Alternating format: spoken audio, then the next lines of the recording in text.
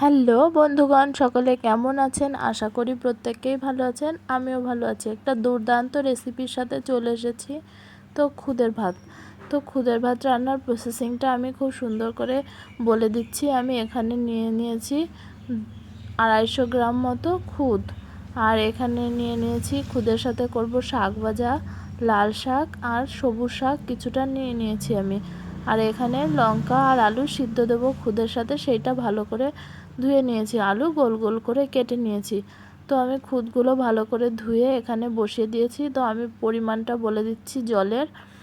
পুরো অ্যাডজাস্ট করে জল দিতে হবে। যতটা পরিমাণ খুদ দেবে তার ডবল পরিমাণ জল দেবে। আমি 250 খুদ দিয়েছি, তাই 500 জল দিয়েছি। আমি এখানে হাফ লিটার জল দিয়ে দিয়েছি। মিডিয়াম আঁচে খুব সুন্দর করে খুদের সাথে কিন্তু জলটা পুরো শুষে নেবে। জল কিন্তু মার গালা যাবে না। এখানে আমি শাকটা কুচিয়ে নিয়েছি, তার সাথে কাঁচা লঙ্কা দিয়ে দিয়েছি। এবার চিংড়ি মাছ দিয়ে আমি শাকটা ভেজে নেব। তার জন্য দেখো খুব সুন্দরভাবে চিংড়ি মাছগুলো আমি ভেজে তার মধ্যে এবার শাকগুলো আমি দিয়ে দিচ্ছি।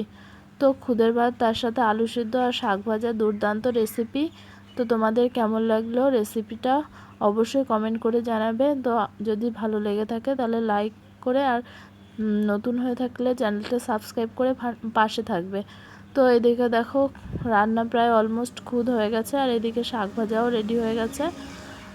শাকটা আর একটুখানি ভেজে নেব আমি। আর খুদটা কিন্তু বারবার একটু নাড়িয়ে চাড়িয়ে দিতে হবে। আর জালটা খুব আস্ত একদম মিডিয়ামে রাখতে হবে। আর এদিকে আমি পুঁটি মাছ বড় বড় সাইজের ভেজে নিচ্ছিলাম খুদের ভাতের সাথে খাওয়ার জন্য। পুঁটি মাছগুলো নুন হলুদ মাখিয়ে খুব সুন্দর করে ভেজে নিয়েছি। এই যে রেডি হয়ে গেছে কিন্তু আলু সিদ্ধ, শাক ভাজা, 4টে পুঁটি মাছ ভাজা। দারুণ দুর্দান্ত রেসিপি। ভিডিওটা কেমন লাগলো অবশ্যই কমেন্ট করে জানাবে। যদি ভালো লেগে থাকে তাহলে পাশে থাকবে আর চ্যানেলটাকে সাবস্ক্রাইব করে দেবে। টাটা।